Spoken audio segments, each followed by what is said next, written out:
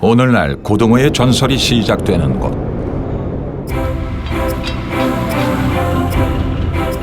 날이 밝자면 아직 멀었건만 부산 남항은 이미 불야성입니다.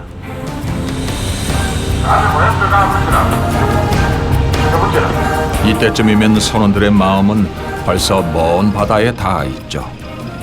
준비되시고 나와봅시다.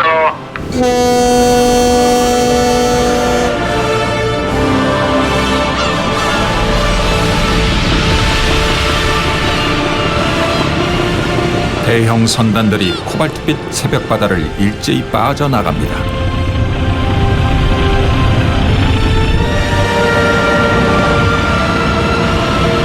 이제 이 선단들은 대양을 누비며 고등어와의 치열한 전쟁을 치를 것입니다. 그것은 고독과 좌절을 요구하는 일이며 때로 목숨까지 위협받는 일일 것입니다.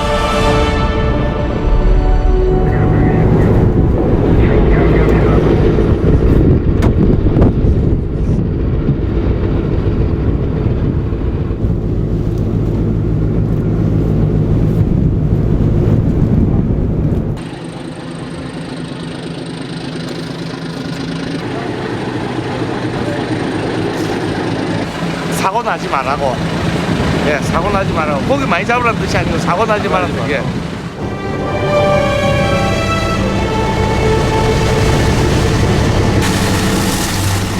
위험을 무릅쓰고 모든 선단이 앞다퉈 달리는 것은 목 좋은 곳에 먼저 닿기 위해서입니다.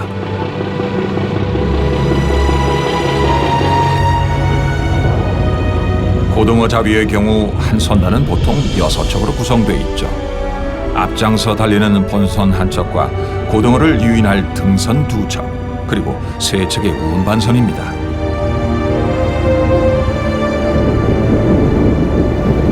이 선단을 책임질 총사령관은 어로장이죠. 각 선장은 물론 150여 명에 달하는 선원들은 어로장의 명령에 일사불란하게 움직여야만 합니다.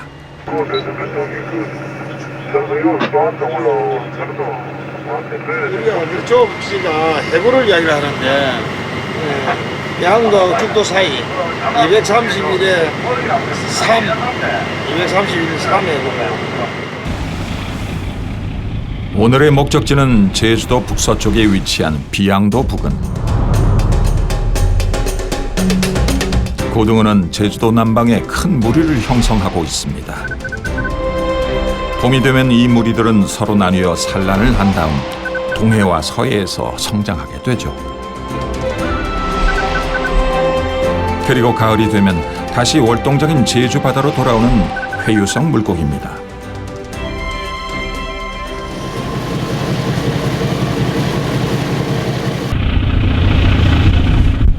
거친 파도를 헤치며 부산을 출발한 지 무려 10시간.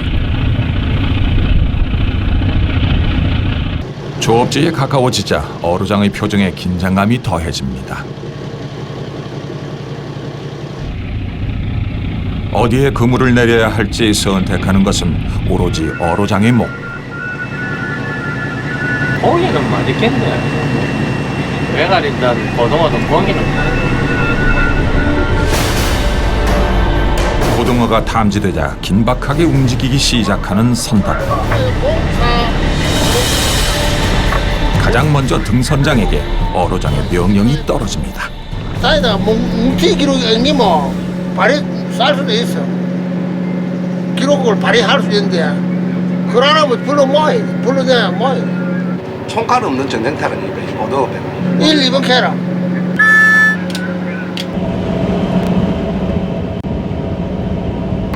갑판의 조명등이 켜지고 고등어를 몰 집어등 10여 개가 바다에 던져집니다.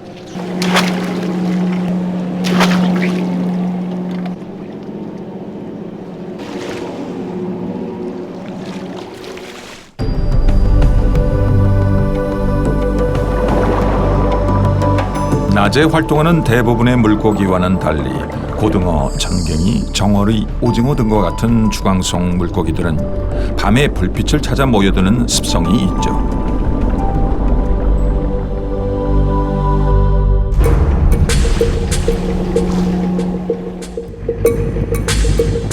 그러나 불빛이 있다고 순식간에 물고기가 모이지는 않습니다. 두 척의 등선에 의해 대낮처럼 밤바다를 밝히길 무려 8시간. 긴장감 속에 선원들은 잠시 쪽잠을 청하지만 어군 탐지기를 바라보는 어로장은 신경이 잔뜩 곤두서 있습니다. 색깔이 좋다. 이거라 이제 나사야 되겠다. 잘 됐다, 잘 됐어. 양이 많을수록 하얗게 마치. 색깔이 아주 피색깔로 마시고 이러면 양이 많이 나와. 요 양 같은 거 한 300개. 100개에 4,000kg니까. 예, 내 떨어질 줄 못한대요. 다 붙어가지고, 꼴랑꼴랑하니까 조심하시오, 다. 드디어 어로장의 투망 명령.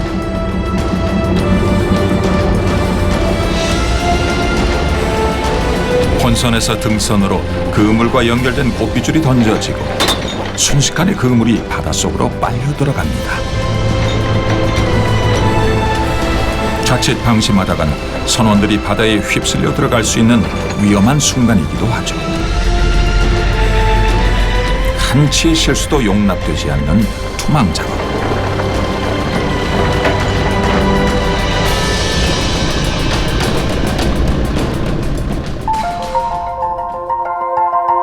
이처럼 투망 작업은 각자의 배역이 뚜렷하게 정해져 있는 연극 무대와 같습니다. 고깃대가 모아지면 등선 한 척이 그 임무를 나머지 한 척에게 맡긴 뒤 본선에 다가가 그물을 끌고 거대한 원을 그리며 고깃대를 감싸게 되죠.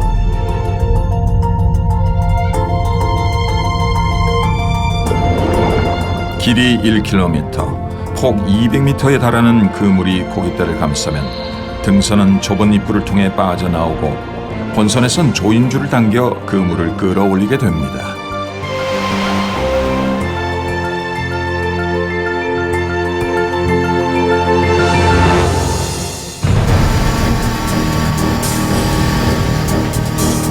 조인줄을 당기는 윈치와 양망기, 이를 정리하기 위한 파워블록. 이 모든 작업들은 숙련된 선원들에 의해 일사불란하게 이루어집니다.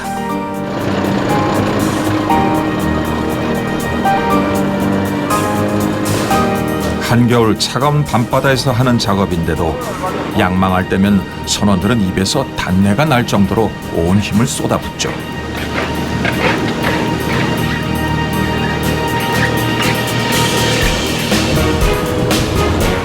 보이지 않던 그물이 서서히 본선 쪽으로 좁혀오면 운반선이 나설 차례입니다.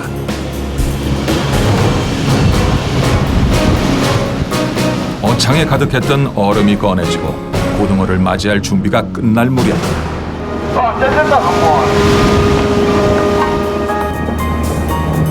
양망 작업도 거의 막바지로 치닫습니다.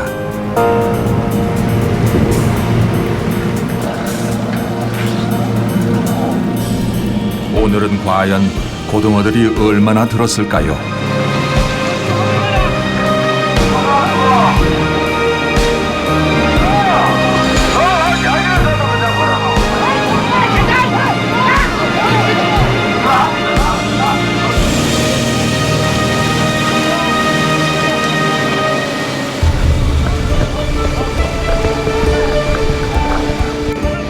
꽃 핀 듯 밤바다에 가득한 고등어.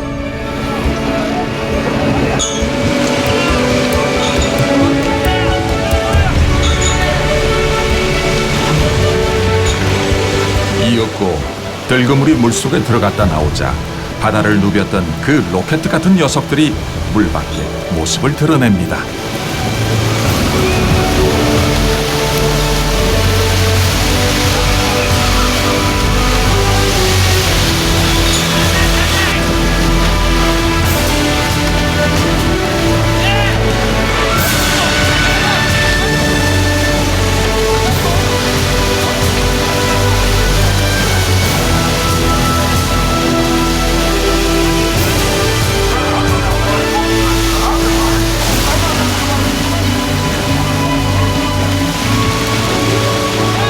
우리 바다에서 태어났고 우리 바다를 떠돌았으며 우리 바다가 키워낸 물고기.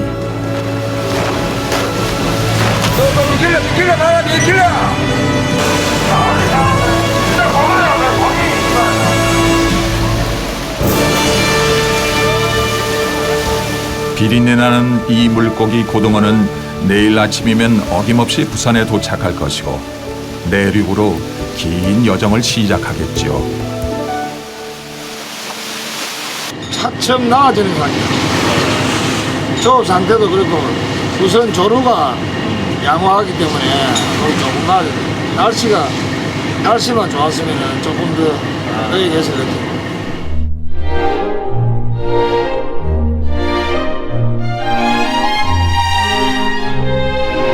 일찍이 사람들은 이 고등어를 바다에 보리라 했습니다.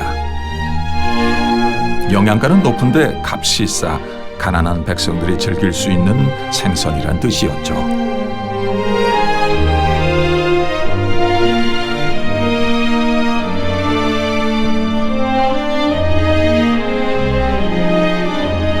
우리에게 온 고등어는 가난했던 시절의 웃음이었습니다. 배고팠던 시절의 밥이었습니다. 힘든 어머니에게 고등어는 어떻게든 버틸 힘이었고 아이들에게 줄 연필이었고 공책이었으며 엄마의 사랑이었습니다.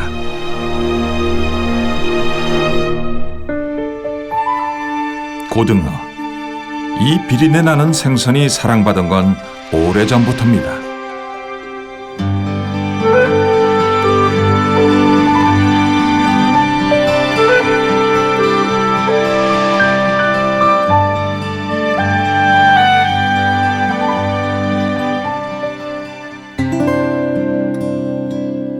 그러나 너무 빨라 쉽게 잡을 수 없었던 고등어가 본격적인 서민 생선이 될 수 있었던 건 1920년대 욕지도에서부터였습니다.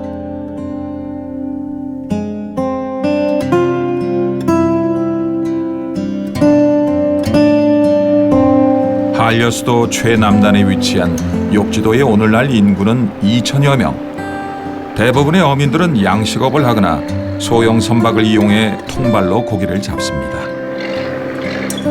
그러나 1920년대 욕지도의 모습은 지금과 달랐습니다. 매일 고등어가 수십만 마리씩 쏟아졌고 전국에서 고등어를 쫓아온 수백 척의 배들로 인해 말 그대로 장사진을 이뤘죠.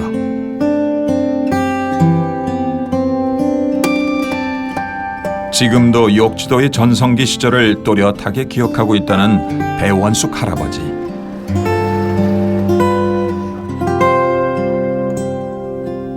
아버지, 요 사진 보여드릴 테니까 기억나는가 한번 말씀해 보세요.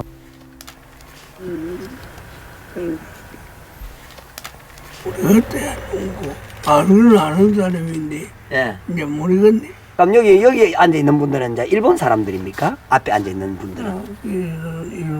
예. 이름 뭐예요, 그분이? 구로다. 구로다. 흑전 구로다. 예.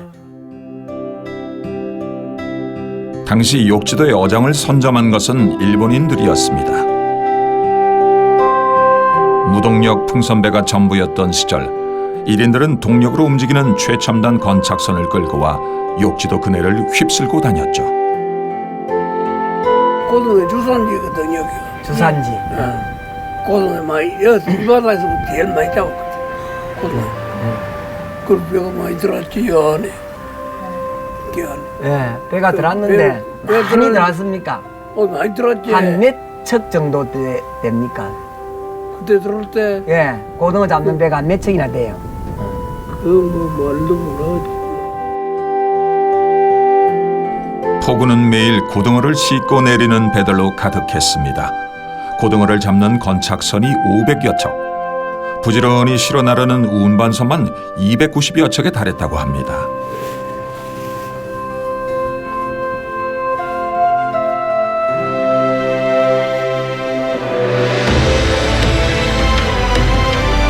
밤이 되면 이 바다는 집어등으로 인해 대나처럼 밝았을 것입니다.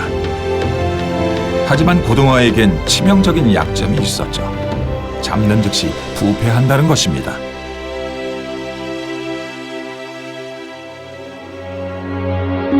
어부들은 바다 인근에 재빨리 가공할 항구를 찾아야 했고 좌불안개 포구가 선택됐습니다. 작은 마을 좌불안개는 순식간에 도시의 면모를 갖추기 시작했죠. 고기 팔아가지고 돈 받으면 자기들 이제 공국에다가 그 이제 우편을 송금하고 뭐 여러 가지 연락 취하고 자기들 필드를 해서 우체국이 저 큰 동네에 안 생기고 여기 생겼거든. 주로 고등어를 중심으로 한 좀 그 사업이 형성되는 거지.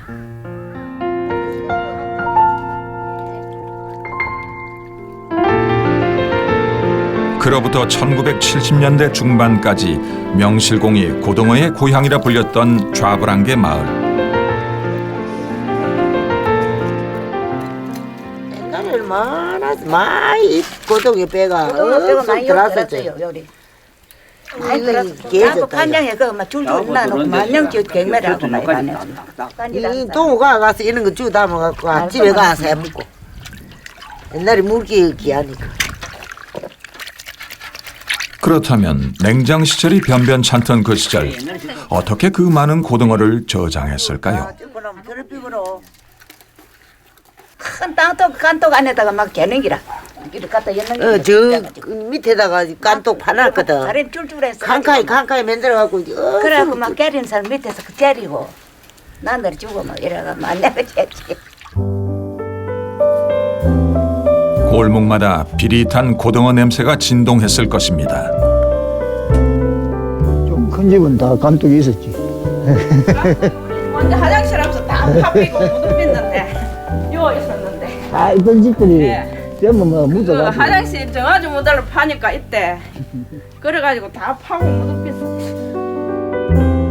집집마다 한두 개씩은 있었다는 간떡. 깐떡이 이제 지금 현재 조금 뭐 흔적이라도 있는 곳이 한 군데 있거든요. 이 깐떡 같으면은 고기가 한 4만 미 들어갈 수 있습니다. 이 깐떡이 상당히 큰 겁니다.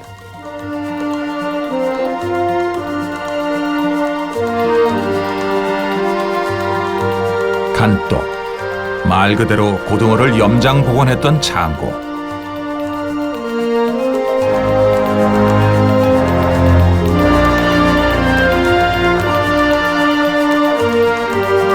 덮개를 걷어내자 숨어있던 간독이 위용을 드러냅니다.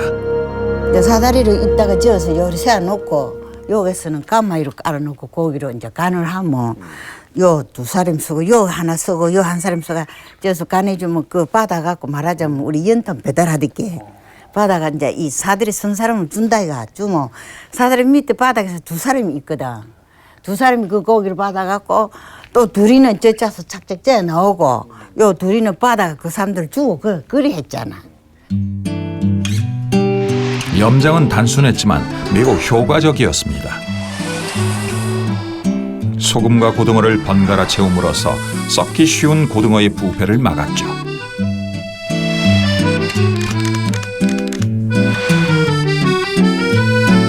간독만 넘쳐난 게 아니었습니다. 흔한 게 돈인 시절이었죠. 내가 어린 시절에 그거는 안 잊어버리거든. 아직 일찍 일어나서 요 앞에부터 앞바퀴 한 바퀴 빙 주면 100원짜리 말하자면 옛날에 10원짜리 한 줌씩 주고 아시니까 술이 채놓게 돈 빼다가 떨어지도 모른다고 남자들이. 그 맛을 보고 알고 일찍 일어나면 돈 주러 나간다고 어린 나놓은 게는.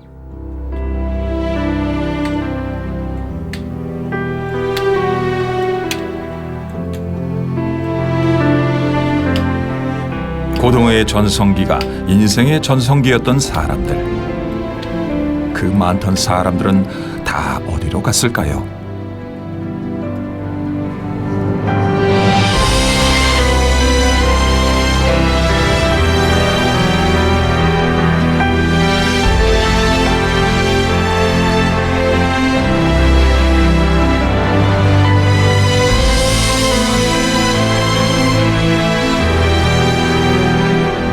한때는 땀냄새 저린 작업복의 어부들이 인생 희로애락의 육자배기 가락을 뱉어냈을 이 골목.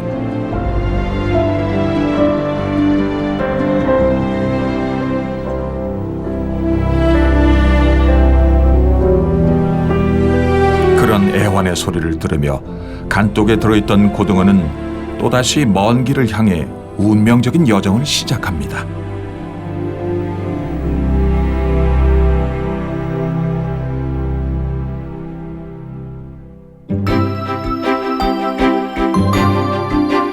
부지런히 바닷길을 달린 고등어 운반선들은 통영은 물론 마산과 사천, 부산을 지나 영덕까지 올라갔죠.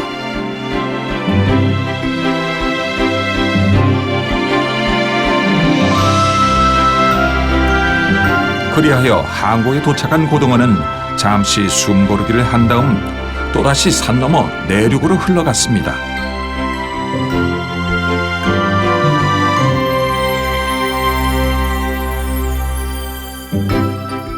경상북도 내륙 깊숙한 곳에 있는 안동시.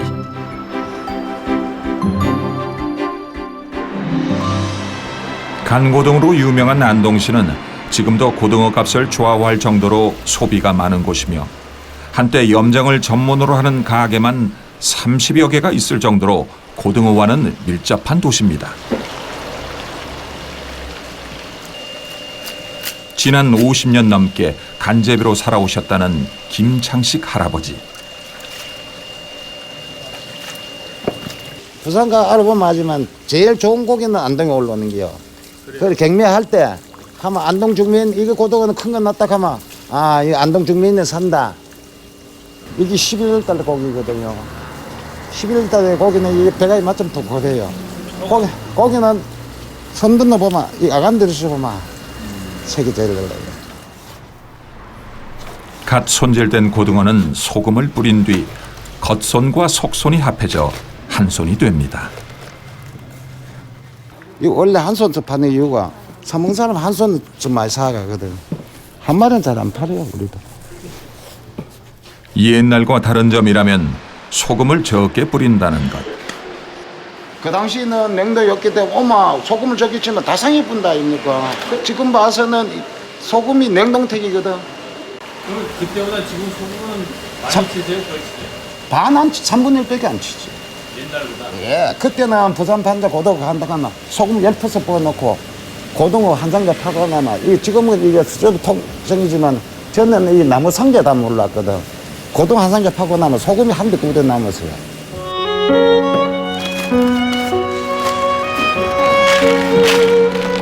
하지만 오늘날 고등어의 고장 안동에서조차 고등어가 서민 생선이란 말이 무색해졌습니다.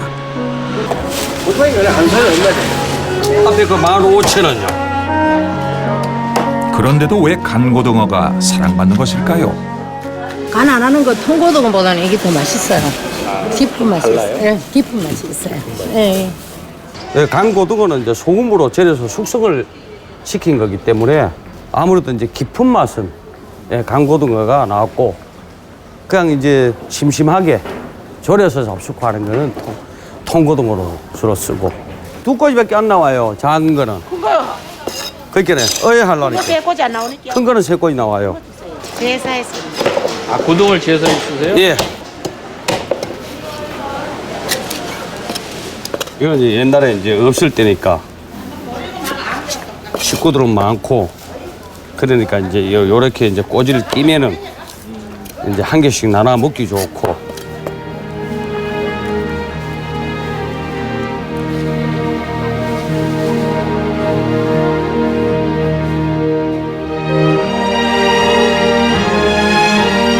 안동은 예로부터 양반의 고장이었습니다. 아직도 전통 예의 범절이 엄격하게 지켜지고 있는 곳이죠.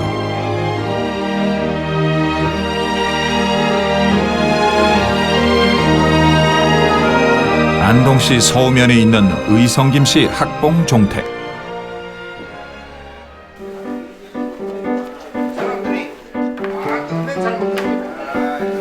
제사를 앞두고 문중 이웃들이 재래 음식 만들기에 한창입니다. 물 따서 안 먹다가 기와요. 조상에게 바치는 음식이기에 모든 음식이 정갈해야 하고 음식의 종류와 가지수 하나까지 헤아려야 합니다. 유림의 법도가 그렇습니다.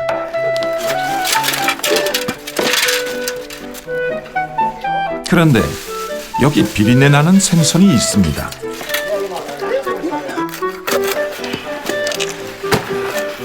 고등어는 비늘이 없는 천한 생선이란 이유로 다른 지방에선 절대로 제상에 올리지 않는데 안동은 예외인 것입니다. 안동 지방에는 고등어 거짐 다 써요.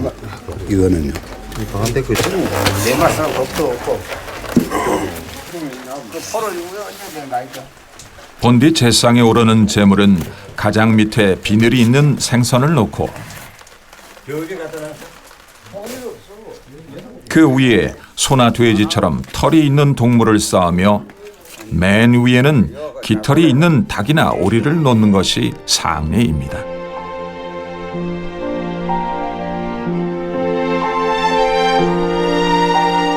그런데 이 어느 곳에도 해당되지 않는 고등어가 어떻게 제상의 반열에 오른 것일까요? 그렇게 과거에 고등어 말고는 사실 그 고기가 잘 없었거든요. 고등어가 왜냐하면은 좀 작으면서도 여러 분할을 할 수가 있잖아요.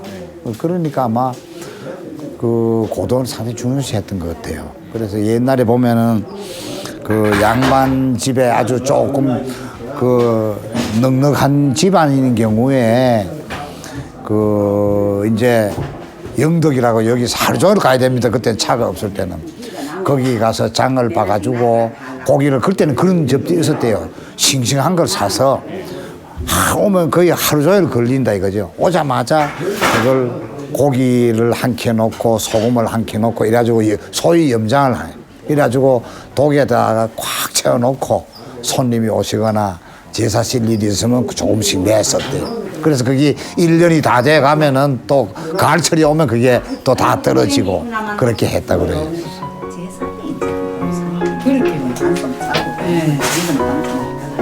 서울도 안동 고등어로 있다는 있어. 여기 서울에는 여기 이제 막 세일하고 할 때 두 손에 5,000원짜리 막 이런 게 많이 서울에. 싸. 조그만 원. 그 옛날에는 사오면은 그 고등어 머리도 다 구워서 먹고 지져서 먹고 했지요. 우리한테 돌아왔나 언제? 그렇게 돌아왔나? 그때는 뭐 해봤어. 대가리가 없어 옛날에는. 없어. 할머니 주고 아버지 주고 그렇게. 고등어 하면 할 말이 참 많다는 안주인들.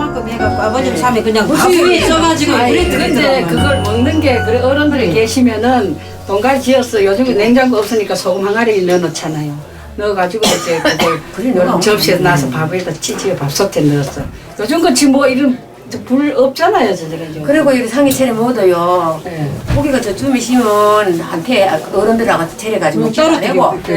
이게 집에 가서 못 먹어. 아니 못 먹지 어른들이 계시니까. 왜 어른들 잡수다 다음에 다음 상에 못 먹고 그래. 식사리 할 때. 요즘 왜 이래 좀 유진아이가 됐으니.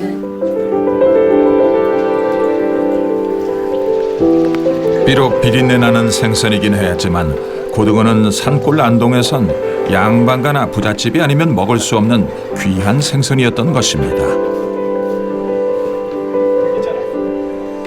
일상적으로 고급 음식에 해당했기 때문에 그 의뢰 음식에 선택될 수 있는 자격이랄까 조건을 어느 정도 갖추었다 이렇게 보는데요. 단 의뢰의 상황이 되었을 때는 의뢰 음식의 다른 항목과 비교했을 때는 오히려 품격이 낮은 음식이기 때문에 모든 사람들이 의뢰를 수행하는데 유리해졌다.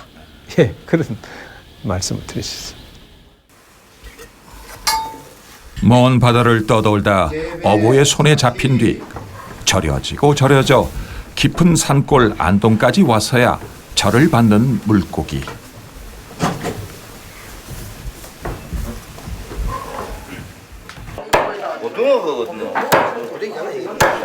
제사를 거친 다음에야 고등어는 비로소 여러 조각으로 나뉜 뒤 음복이란 이름으로 가난한 서민과 만날 수 있었습니다.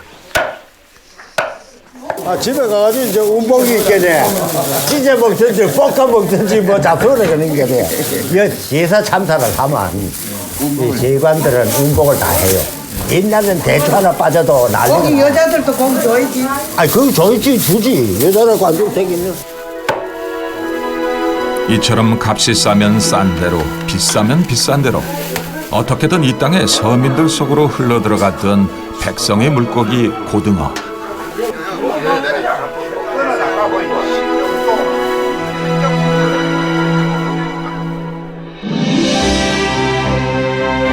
그렇다면 그 산골, 짱짱한 양반대까지 찾아가 절봤던 고등어의 오늘은 어떨까요?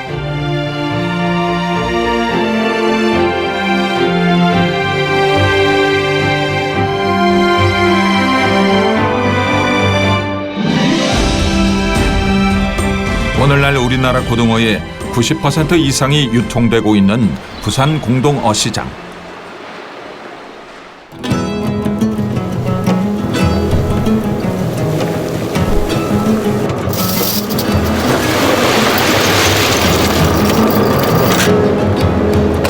운반선에 실려 부두에 도착한 고등어가 커다란 가래 그물로 들어 올려져 트럭에 하역됩니다.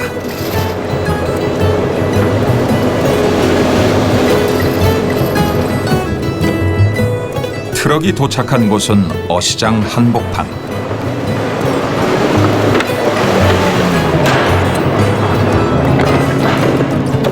고등어를 크기별로 선별하는 뒷갈망은 이제 순전히 어머니들의 몫입니다.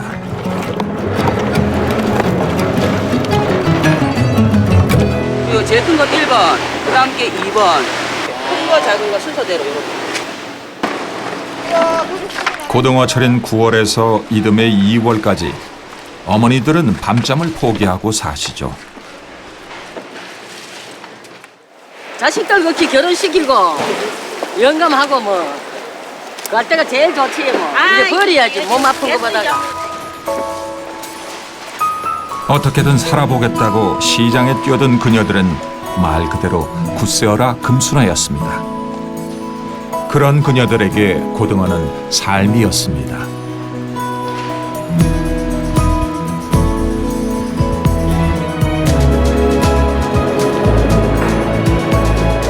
허리 한번 제대로 펴지 못한 채 산더미처럼 쏟아지는 고등어를 선별하느라 밤을 새는 작업.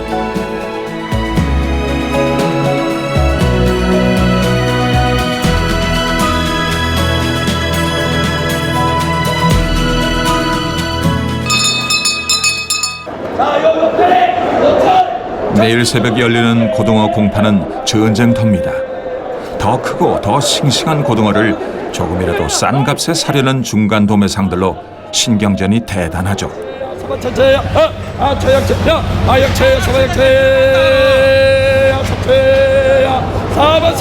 그러나 고등어 어획량이 날마다 줄고 있습니다. 보통 평균가에 한 30% 정도는 비싸지다고요. 30-40% 정도. 예. 꽤 비싸졌네요. 예, 많이 비싸졌어요.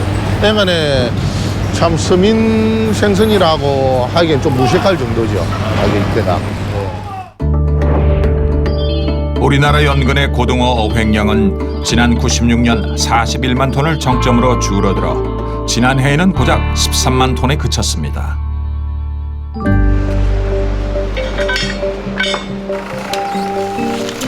자연스럽게 수입 고등어가 그 자리를 차지했죠. 현재 수입되는 고등어의 대부분은 노르웨이산.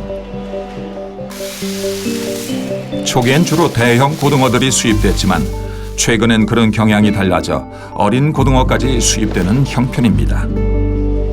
이 노르웨이 고등어는 평균 용량이 300g 정도 나가는 고등어입니다. 예. 원래는 300g 고등어는 저희들이 수입을 많이 안 했습니다. 왜냐하면 연안에서 나는 주 사이즈가 300g짜리이기 때문에 수입을 안 했는데 원래 그 주 사이즈조차도 연안에서 생산이 많이 부족하기 때문에 대체적인 효과를 거두기 위해서 우리가 원래 본격적으로 조금 수입을 하기 시작했습니다. 추운 바다에서 자란 까닭에 노르웨이산 고등어는 우리 연안의 고등어보다 날렵하고 지방질이 많습니다. 하지만 장기간의 냉동 보관으로 신선도와 육질이 국내산보다 덜한 편이죠. 가장 쉽게 구분하는 방법은 등에 나 있는 무늬입니다.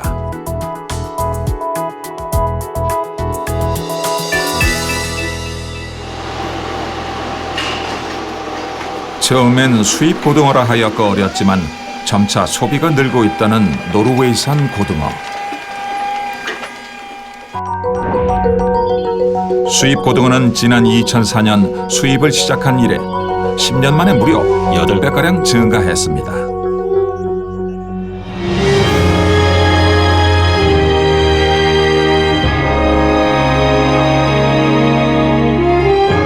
그러자 새로운 고부가 가치 전략이 주목받기 시작했죠. 살아있는 고등어를 생산하는 양식업입니다.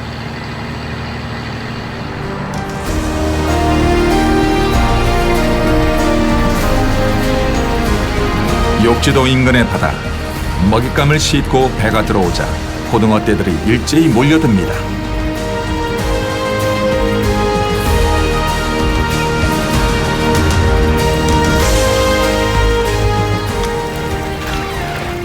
지름 20여 미터의 이 원형 양식장 하나에 들어있는 고등어의 수는 약 3만 미. 먹이는 정어리와 같은 생선을 갈아 만든 것입니다.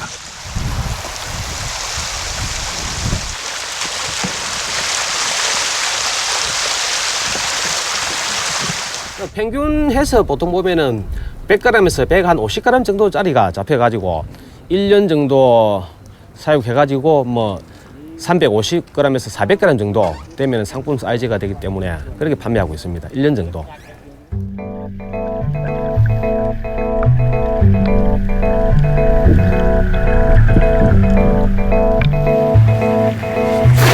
번비 성질이 급해 물 밖에 나오면 죽는다 하여 고등어 양식은 불가능하다고 여겼죠.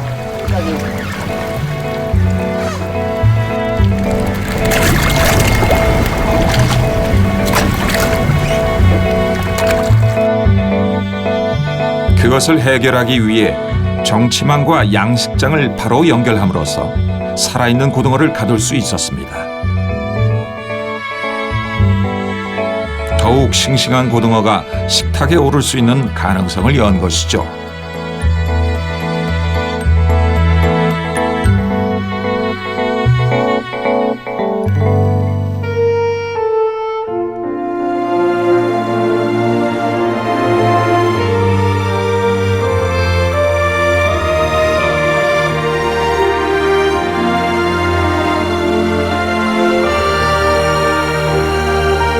고등어의 수명은 보통 7년에 달합니다. 하지만 우리 연근해에서 잡히는 고등어의 60%는 1년생 미만.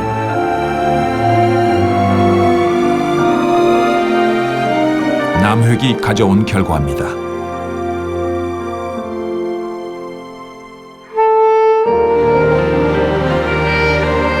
어선의 속도가 빨라졌고 더 많은 생선들이 잡히게 되자 고등어 떼는 욕지도에서 추자도로, 추자도에서 다시 제주도로, 남진아해로 멀어져 갔습니다.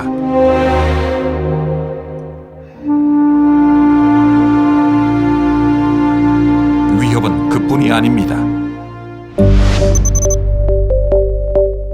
우리 해역의 수온은 날로 증가해 지난 50년 동안 1.3도나 높아졌죠.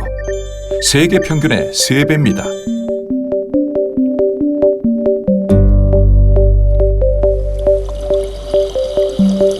이런 기후 변화는 수많은 물고기들을 떠나게 했고 바닷속은 점차 사막화되고 있습니다.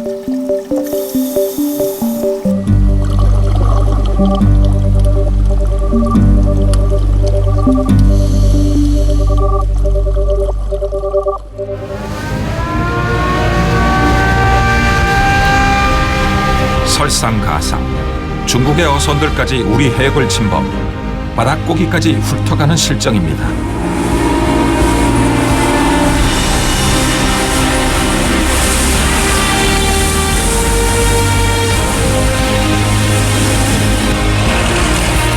무장한 중국의 선원들과 목숨을 걸고 사투를 벌여야 하는 오늘날의 바다 현실.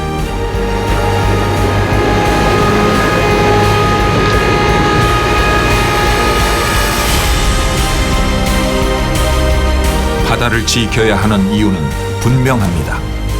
바다는 우리의 밥상이기 때문입니다.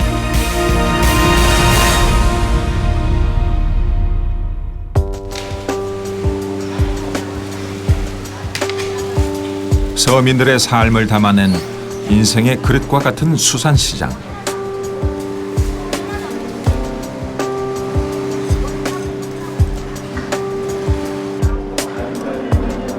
그러나 지금 수산시장의 자리를 차지하고 있는 고등어는 더 이상 쉽게 다가갈 수 있는 서민 무게의 값이 아닙니다. 10,000원이에요. 10,000원이에요? 예. 생고등어입니다. 생고등어.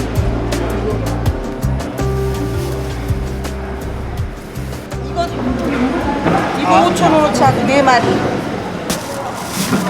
오죽했으면 금둥어라 했을까요? 옛날에 고등어가 제일 쌌잖아. 지금은 고등어가 비싸. 비싸요? 얼마큼 비싸졌어요? 그전보다는 많이 비싸졌지. 그전에는 흔한 게 고등어, 아지. 지금은 아지는 없어. 싸면 손님이 2마리 사갈까 손님이 우리 5마리 사가고 그러는데 손님이 5마리 사가고 가도 1마리 사가고 그래요. 비싸니까. 그래서 망설이가 그냥 가버리는 손님도 있고. 예. 사실 전에는 이게 서민 생선이었는데 요즘 너무 어려워요, 서민 생선이.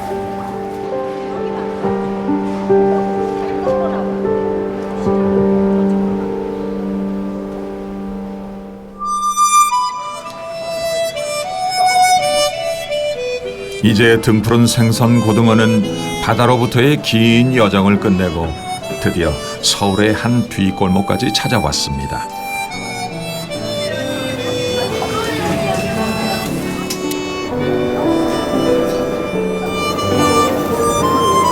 그리고 마침내 뜨거운 석쇠에 누워 자신의 생을 마감합니다.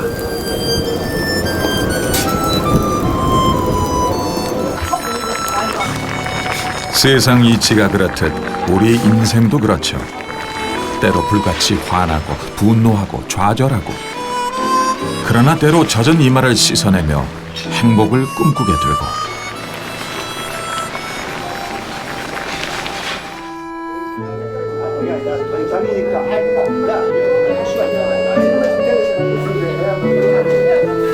골목에서 만난 이 고등어는 그냥 생선이 아닙니다. 험난한 시절 우리의 고달픔과 함께 걸어온 좋은 친구이자 아름다운 기억입니다. 옛날엔 그 연탄불, 식용탄 연탄불에 석쇠 구우면 정말 맛있는데 그런 맛은 좀 덜한 거. 그러니까 우리 정도 나이 되면 이거 추억으로 먹는 거지 맛은 당연히 옛날보다는 달라요. 아이, 서민 음식인데 비싸면 안 되지. 가난한 집은 다 꽁초밖에 못 먹고 그래도 괜찮게 해서 한 집에 고등어 먹은 거야. 고등어는 뭐라 해야 되나, 고등학교 때 또 친구 만나는 느낌. 비린 맛 그 자체를 갖다가 가족들이 좋아하고 그다음에 상추 쌈이라든지 쌈에다가 된장 좀 넣고 같이 싸 먹을 때 그래, 이게 우리 가족이구나.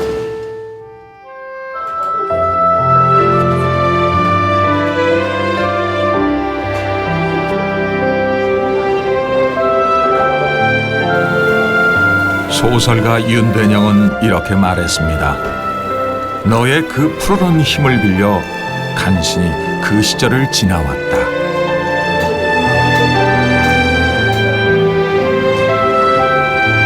지난 시절 우리 모두가 사랑했고 위로받았던 그 행복한 비린내.